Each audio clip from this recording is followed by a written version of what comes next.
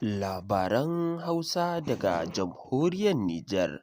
A yanzu haka dai a halin da ake ciki, Jamhuriyar Nijar siyasar ƙasar Jamhuriyar Nijar na dab da lalacewa, inda a yanzu haka dai za ku ji mu ɗauke da tarihin wani matashi mai suna Mikiya, wanda ya kasance ɗan gwagwarmaya ne ga jam'iyyar Jamhuriyar Nijar, wanda babu shakka Abdurrahman Tani, shugaban ƙasar Jamhuriyar Nijar, yana matuƙar gwagwarmaya da shi a wannan siyasar tashi, inda a yanzu haka dai za ku ji saƙon kama shi. Wato wannan kamu da ya yi matuƙar taɓa darajar mulkin Abdurrahman Tani, inda a yanzu haka dai za ku ji cece-kuce da mutane da dama suke yi a cikin wannan kamu da aka yi wa Mikiya.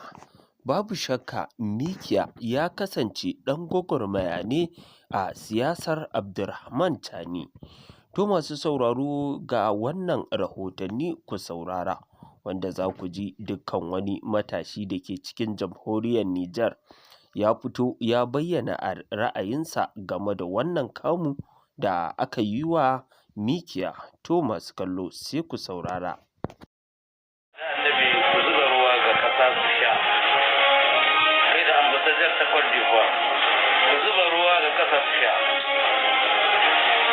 Mikiya dai gunsa an kama shi, kuma kun kama shi kun ji daɗi kun yi da shi gida.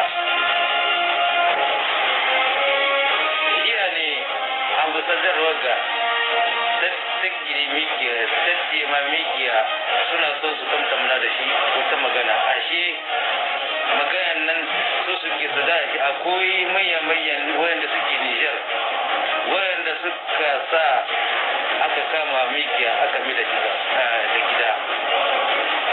Manyan mu wayanda suke cikin Nijar suna suka sa aka kama Mikiya, aka ma Mikiya wayo, aka ce Mikiya zo ambasadar akwai hirar da za a yi da shi. Ashe hirar da za a yi da shi da aka kama shi a mai da shi gida. So ku rubuta gwaje duk wanda yake gwagwarmaya wallahi karama shi barta.